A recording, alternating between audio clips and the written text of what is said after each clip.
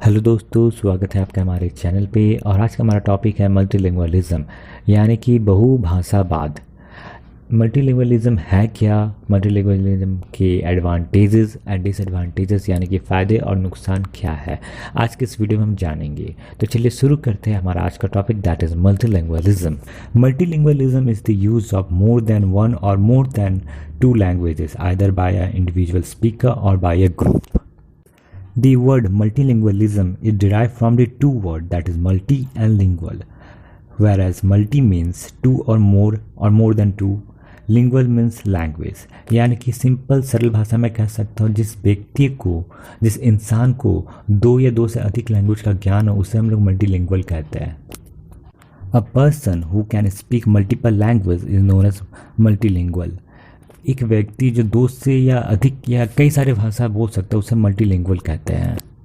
और जो हमारा भारत है यानी कि इंडिया है, वो एक मल्टीलिंगुअल कंट्री है। यहाँ की मोस्ट ऑफ द पीपल को दो से अधिक भाषाओं का ज्ञान होता है। Multilingualism is the ability of an individual speaker और community of speaker to communicate effectively in three और टू और मोर लैंग्वेजेस। यानी कि आप सिंपल समझ सकते हैं, जो भी व्यक्ति दो या उससे अधिक भाषाओं का जिन्हें अच्छा ज्ञान होता है वह बोल सकते हैं, उससे कम्युनिकेट कर सकते हैं, उसे हम मल्टीलिंगुअलिज्म कहते हैं। और जो व्यक्ति है जो मल्टीपल लैंग्वेज बोलता है उसे हम पॉलीगॉट या मल्टीलिंगुअल कहते हैं। मल्टीलिंगुअल का आप सिंपल सा जो मैंने कहा हिंदी में कि जिसे भी दो से अधिक भाषा आती है जिसको कम्युनिकेट कर सकते हैं तो उसे मल्टीलिंगुअल कहते हैं। According to Liarisa, anyone who can communicate in more than one languages be active through speaking and writing or passive through listening and reading। चलिए मल्टीलिंगुअलिज्म को एक डायग्राम के बेस पे अच्छे से समझते हैं। जैसे कि इमेजिन कीजिए एक बच्चा है यानी कि विद्यार्थी है जिसकी फैमिली दिल्ली में रहती है, पर वो बाय नेटिव बंगाल का है, यानी कि बंगाली फैमिली से बिलोंग्स करता है। तो उसकी जो फर्स्ट लैंग्वेज है जो कि उसकी मदर टंग है वो ऑब्वियसली बंगाली होगी। पर वह जब विद्यार्थी स्कूल में जाएगा, एडमिशन लेगा, तो उसकी जो लैंग्वेज हो इंग्लिश और हिंदी, क्योंकि English compulsory, English medium school है तो, और हिंदी भी कंपलसरी है। इंडिया में इंग्लिश एंड हिंदी काफ़ी कंपलसरी चलते हैं, तो इंग्लिश और हिंदी भी सीखेगा। तो अल्टीमेटली बच्चा क्या क्या सीख रहा है, इंग्लिश, हिंदी, बंगाली। तो तीन लैंग्वेज सीख रहा है तो वह मल्टीलिंगुअल बनेगा। Advantages of multilingualism, and number one is you have more career prospects available to you because of multilingualism। काफ़ी ऑब्वियस सी बात है, अगर आपके पास कई सारी भाषाओं का ज्ञान है तो आपके पास कई सारी अपॉर्चुनिटीज़ भी हैं जिससे आपकी करियर को बूस्ट मिल सकती है। Point number two is sharpen the mind and memory. Simple सी बात इसमें भी है, क्योंकि ऐसा माना जाता है कि अगर जो हम लैंग्वेज सीखते हैं या मतलब जब भी हम दूसरे डिफरेंट लैंग्वेज सीखते हैं तो ये हमारे ब्रेन में अफेक्ट करता है। हम दो तीन लैंग्वेज के एक साथ इंटरकनेक्ट करते हैं तो इससे क्या होता है, हमारी माइंड की जो वर्किंग है, ब्रेन फंक्शन इम्प्रूव होती है और हमारे मेमोरी पावर भी इम्प्रूव होता है। पॉइंट नंबर थ्री, ये पॉइंट नंबर टू से रिलेटेड है, helpful in cognitive development, enhance the decision making, better problem solver. अगर आपकी मेमोरी में वो इम्प्रूव कर रहा है, आपके ब्रेन फंक्शनिंग को इन्हांस कर रहा है, तो क्वाइट ऑब्वियस है कि आप डिसीजन मेकिंग भी अच्छा प्रोसेस के थ्रू मेंटेन करेंगे, बेटर प्रॉब्लम सॉल्व करेंगे। Point number four, improve the first language. हम जो फर्स्ट लैंग्वेज सीखते हैं वो हम ग्रामेटिकल वे में नहीं सीखते हैं, हम जैसे तैसे करके बोल देते हैं, उसे हम ग्रामर के यूज से नहीं बोलते हैं। पर जब हम अपना सेकंड लैंग्वेज सीखते हैं उसके साथ हम ग्रामर सीखते हैं, तो उसी ग्रामर से हम अपने फर्स्ट लैंग्वेज को कनेक्ट करते हैं और उसे भी बेटर बनाते हैं। Point number five is increase networking skill. अगर आप तीन लैंग्वेज सीख चुके तो ऑब्वियस आपके पास नेटवर्क होगा, एक हिंदी का नेटवर्क होगा, एक इंग्लिश का नेटवर्क होगा, या और जो अदर लैंग्वेज आप सीखे हैं उसका नेटवर्क होगा। आपके तीनों टाइप के तीनों लैंग्वेज में कुछ ना कुछ फ्रेंड्स बनेंगे, उनका नेटवर्क बनेगा, तो आपके नेटवर्क स्किल्स भी बढ़ेंगे। Point number six is enhance the ability to multitask. अगर आप इंग्लिश, हिंदी या जो भी आप अदर लैंग्वेज जानते हैं तो आप तीनों का काम एक साथ कर सकते हैं। आपको रुकना नहीं पड़ेगा, अगर कोई दूसरा लैंग्वेज आ गया तो आपको वेट नहीं करना होगा, आप सब काम एक साथ मैनेज कर सकते हैं। Point number seven, you can travel with more convenience because you understand what other are saying. अगर आप किसी अनपढ़ को या जिसे इंग्लिश नहीं आती, अगर आप उसे कहेंगे फ़ॉरेन जाने तो वो काफ़ी नर्वस हो जाएगा, क्योंकि उसे इंग्लिश तो आती नहीं, वहाँ जाकर क्या करेगा। Due to lack of confidence वो जाने में हिचकेगा। बट वहीं जो पढ़ा लिखा है, उसे इंग्लिश मीडियम में है या उसे इंग्लिश बोलना अच्छा से आता है, वो कॉन्फिडेंस के साथ जाएगा, उससे कभी डर नहीं लगेगा कि वहाँ अलग भाषा के लोग रहते हैं, क्योंकि वो कम्युनिकेट कर सकता है, तो ऑटोमेटिकली उसका कॉन्फिडेंस ज़्यादा बेटर रहेगा। Point number 8 is people who are multilingual are more open minded than monolingual individual.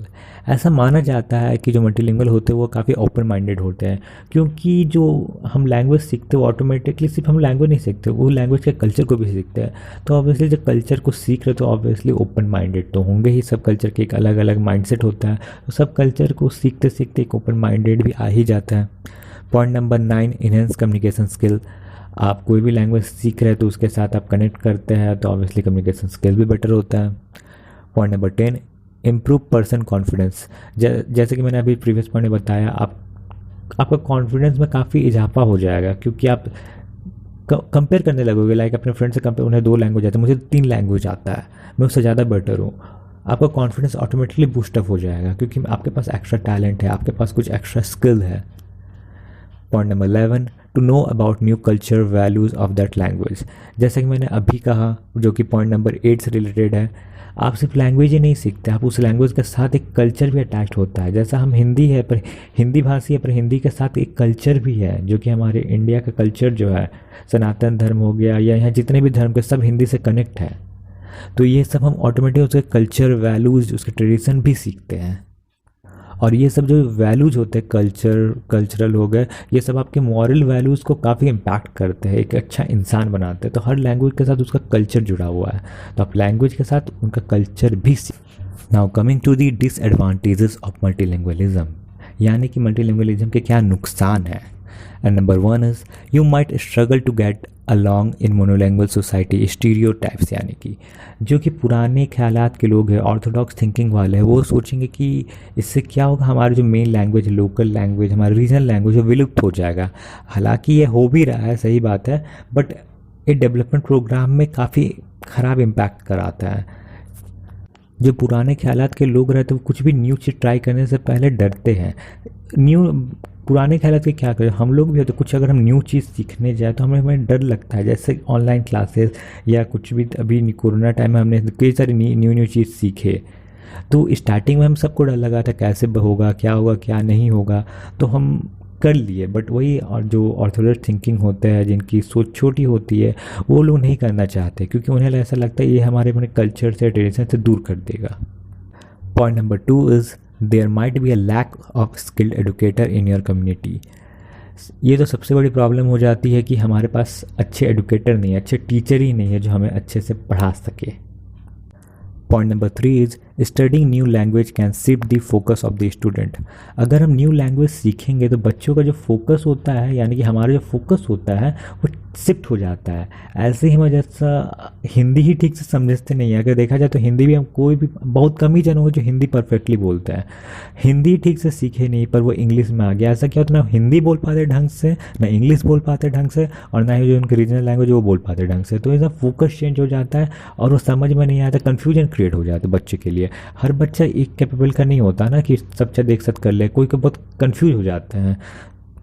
Point number 4, ये तो काफ़ी रियल लाइफ एक्सपीरियंस आप लोग देखा ही होगा, जैसा कि हम इंग्लिश और हिंदी मिला के, मैं खुद बोल रहा हूँ इंग्लिश बना के, तो वैसे ही होता है। सब जितने भी लैंग्वेज हो सबको एक साथ मिक्स कर देते हैं, और इंडिया का तो फेवरेट आदत है सब लैंग्वेज को एक साथ मिक्स करके बोलना। तो वही चीज़ लिखा, you can start to mix the different language together as you speak. हम अपने सारे लैंग्वेज को एक साथ मिला के खिचड़ी बना के बोलते हैं। Point number 5 is pronunciation. इसका मतलब हुआ कि आप जो वर्ड बोल रहे हो वो सही बोल रहे हैं कि नहीं। जैसा कि आपका अमेरिकन इंग्लिश कुछ और है, ब्रिटिश इंग्लिश कुछ और है। लाइक ब्रिटिश इंग्लिश में जीब्रा बोला जाता है और उसमें जेब्रा बोला जाता है, तो और हमारे इंडियन में अलग और कुछ बोला जाता है। तो सबका अलग अलग प्रोनाउंसिएशन हो जाता है, इसके चलते हमें कुछ अलग बोला जा सकता है कि इसे बोलना ढंग से नहीं आता, तो वो काफ़ी कन्फ्यूजन क्रिएट हो जाता है। और मेन है कि हमें करेक्ट करेगा कौन, क्योंकि परफेक्ट एडुकेटर भी नहीं है, तो ये दिक्कत हो जाता है प्रोनाउंसिएशन में। पॉइंट नंबर 6, ये काफ़ी लोगों ने महसूस किया होगा, आपके मोबाइल में जो ट्रांसलेटर होता है या जो स्पेलिंग ग्रामर चेक करने वाला तो हिंदी में नहीं होता, इंग्लिश में होता है। तो क्या होता है, इससे गड़बड़ा जाता है, हम कुछ टाइप और करते कि ऑटोमेटिक टाइप कुछ और हो जाता है, क्योंकि स्पेलिंग ग्रामर के हिसाब से वो इंग्लिश में सॉफ्टवेयर अपलोडेड है और वो अचानक हिंदी समझ में उसे आता नहीं, तो काफ़ी कुछ मिसबिहेव करने लग जाता है मोबाइल भी, या आपके जो भी कंप्यूटर में आप टाइप करते हैं। तो ये सब जो काफ़ी प्रॉब्लम है जो मल्टीलिंगुअलिज्म में हमें हम फॉलो करते हैं या देखते हैं, तो आप सभी ने ये देखा होगा, मोबाइल में जब भी हम टाइप करते हैं कुछ ना कुछ हम टाइप कुछ और करते हैं, ऑटोमेटिक टाइप कुछ और हो जाता है, क्योंकि सॉफ्टवेयर जो इनबिल्ट सॉफ्टवेयर होता है वो इंग्लिश में होता है और हम हिंदी उसमें हिंदी सॉफ्टवेयर डाला रहता है, पर वो इतना स्मूथ फंक्शनिंग नहीं करता एज़ कम्पेयर टू इंग्लिश। सो दोस्तों, ये था हमारा आज का वीडियो। होपफुली आप लोगों को ये वीडियो अच्छा लगा हो। अगर अच्छा लगा हो तो प्लीज़ इसे लाइक, शेयर एंड सब्सक्राइब जरूर कीजिएगा एंड अपना सपोर्ट बनाए रखिएगा। Thank you for watching, keep learning.